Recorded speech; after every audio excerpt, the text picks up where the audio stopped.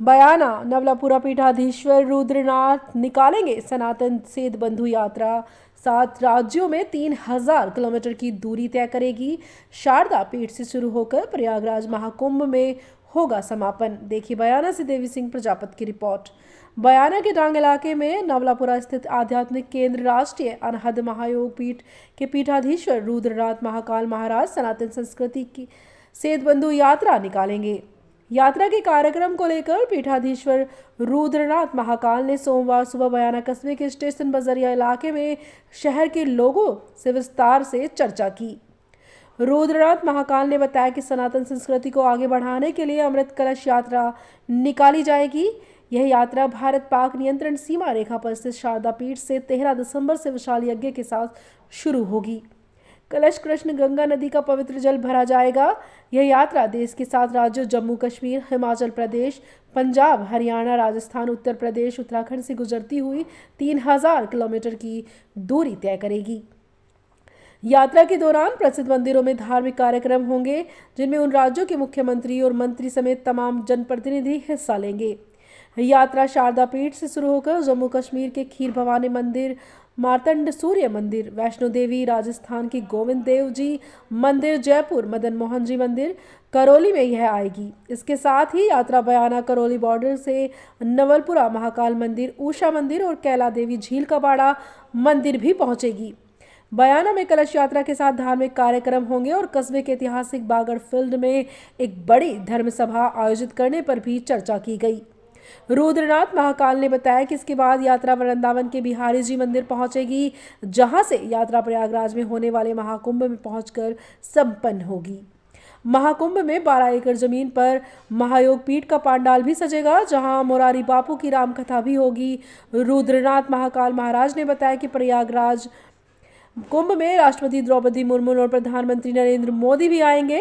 इस अवसर पर रुपेंद्र तिवारी, डॉक्टर शैलेंद्र गुर्जर, नवल किशोर कुशवाहा, गोविंद बिहारी शर्मा, कन्हैया, पूरन मित्तल, सतीश अग्रवाल, गौरव शर्मा, हेमंत कुमार आदि कई लोग मौजूद रहे। मुक्ति के लिए तो गंगा जी आई थी। जब गंगा नहीं रहेंगी तो हमको मुक्त कैसे होंगे बताओ भैया। तो अब ये जो अभियान हमने सेतुबंध बांधना, सेतुबंध क्या होता है? जब कोई दूरी आ जाए, बट जाए हम, तो हम सेतु बांधे एक दूसरे के मध्य। अब ये सेतुबंध क्यों आवश्यक पड़ा, अब आपको समझ में आएगा इसका भावना कि अब हम क्षेत्रीय रूप में इधर उधर बात करें नहीं। अब समय आया है कि ऊपर यानी मां भारती का शीर्ष है ये, यहां से कुछ शुरू हो। वहां बहती कृष्ण गंगा नदी, कृष्ण गंगा का तात्पर्य है कि कृष्ण तो है मां यमुना, गंगा तो है मां गंगा, और शारदा मां सरस्वती के रूप में एक त्रिवेणी संगम बनता है। तो कश्मीर की त्रिवेणी से अमृत कलश को भरते हुए प्रयागराज के त्रिवेणी संगम तक एक महान यात्रा संकल्प लेकर के चलेंगे। एक संस्कृति को जोड़ने वाली सेतुबंध यात्रा, जिससे संपूर्ण भारतीयों में एकता की भावना उत्पन्न होगी। आज हमारे देश को स्थिर सरकार की आवश्यकता है, स्थिर मानसिकता की आवश्यकता है, हम सबको एक साथ जुड़ने की आवश्यकता है। अगर हम बटेंगे तो हम सब निश्चित ही निश्चित कहीं ना कहीं विघटित होते ही जाएंगे।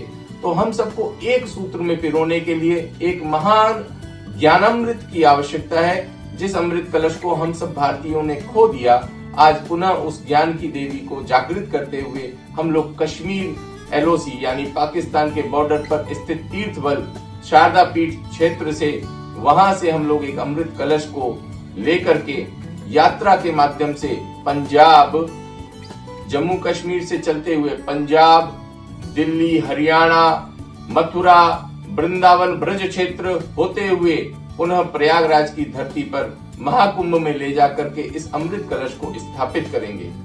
इस अमृत कलश के द्वारा महाकुंभ क्षेत्र में एक बड़ी धर्म संसद के माध्यम से हम सब साधु संतों, महात्माओं, महापुरुषों, विद्वान विचारकों के विचार विमर्श के द्वारा एक महान समुद्र मंथन करेंगे, जो एक वैचारिक मंथन होगा।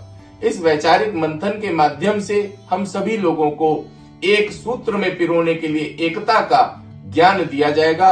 और जब हम सब एकता के सनातन सूत्र में बंध जाएंगे, तब हम सब निश्चित है कि हमें कोई भी अमंगल हमें सता नहीं पाएगा। विश्व की कोई भी ऐसी अधर्म की शक्ति हमको नष्ट नहीं कर पाएगी। हम सब भारत के कल्याण विकास के साथ साथ विश्व बंधुत्व और विश्व शांति के मार्ग पर आगे बढ़ेंगे। आरोहण करने वाले विद्वान को जगत गुरु की उपाधि से विभूषित करने की परंपरा प्रारंभ हुई। एक अन्य कथा के अनुसार मुनि शांडिल्य ने यहाँ पर मां शारदा की प्रार्थना पूरे समर्पण भाव से की थी, जिससे प्रसन्न होकर मां शारदा ने उन्हें खुद दर्शन दिए थे। देवी शारदा ने उन्हें शारदा जंगलों की देखभाल करने का आदेश भी दिया था। जब मुनि शांडिल्य रास्ते में थे तो उन्हें पहाड़ी के पूर्वी छोर पर भगवान गणेश के दर्शन हुए। यहाँ से वह किशन गंगा पहुंचे थे और नदी में स्नान किया।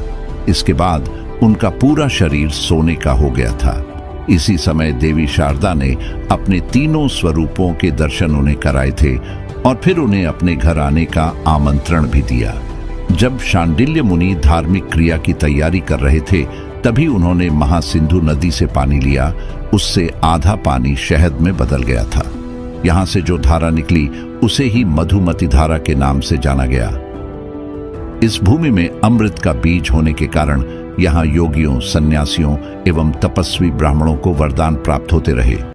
समुद्र मंथन से प्राप्त उस अमृत कलश को सुरक्षित और संरक्षित रखने हेतु ईश्वर ने वह अमृत कलश ले जाकर के कश्मीर मंडल स्थित शारदा तीर्थ क्षेत्र में मां शारदा के पीठ यानी ज्ञान, विद्या और विवेक की देवी मां शारदा को इस अमृत कलश की सुरक्षा हेतु निवेदन किया और अमृत कलश को सुरक्षित रूप से शारदा पीठ में ही स्थापित कर दिया।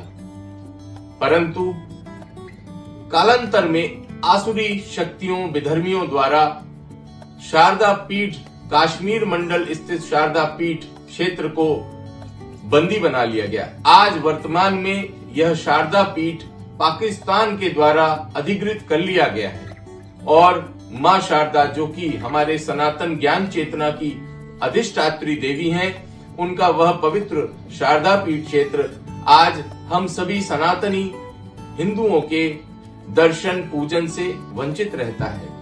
आप सबको यह जानना होगा कि संपूर्ण विश्व में अगर किसी भी प्रकार से विश्व बंधुत्व को संरक्षित किया जा सकता है तो उसका एकमात्र रास्ता, मार्ग जो है वो केवल और केवल सनातन संस्कृति की ज्ञान संपन्न परंपरा है, जिसे ऋषि मुनियों ने वेद वेदांत से प्राप्त किया और हमें आज पुनः आवश्यकता है उसी शारदा पीठ से प्राप्त अमृत कलश को पुनः लेकर के आने की और ज्ञानामृत का पान करने की।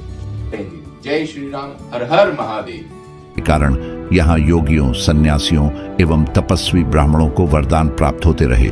इसी भूमि पर महर्षि पाणिनि, महर्षि पतंजलि, आयुर्वेद के महर्षि चरक, वाग्भट्ट आदि का प्रादुर्भाव हुआ। यहीं पर चरक संहिता, अभिनव गुप्त की तंत्रलोक, विष्णु शर्मा का पंचतंत्र, शारंगदेव की संगीत रत्नाकर, कथा सरित सागर, शिव पुराण आदि सनातन कालजयी ग्रंथों की रचना हुई। शारदा पीठ शाक्त संप्रदाय को समर्पित पहला तीर्थ स्थल है। कश्मीर के इसी मंदिर में सर्वप्रथम देवी की आराधना शुरू हुई। बाद में खीर भवानी और वैष्णो देवी मंदिर की स्थापना हुई। अबुल फजल ने अपनी किताब आईने अकबरी में लिखा था कि मुजफ्फराबाद में मधुमती नदी के तट पर शारदा देवी का मंदिर है, जिसे पूरा इलाका पूजनीय और चमत्कारी मानता था। 11वीं शताब्दी में लिखी गई संस्कृत ग्रंथ राजतरंगिणी में शारदा देवी के मंदिर का उल्लेख है। इस्लामी विद्वान अल-बरूनी ने भी शारदा देवी और इस केंद्र के बारे में अपनी किताब में लिखा है। ये मंदिर कब और कैसे बना इसका उल्लेख नहीं मिलता है, लेकिन ये मंदिर 5000 साल से भी पहले बना था। इस बात का जिक्र किताबों में अवश्य देखने को मिला है। पुरातत्व विभाग का भी यह मानना है कि ये मंदिर करीब 5000 साल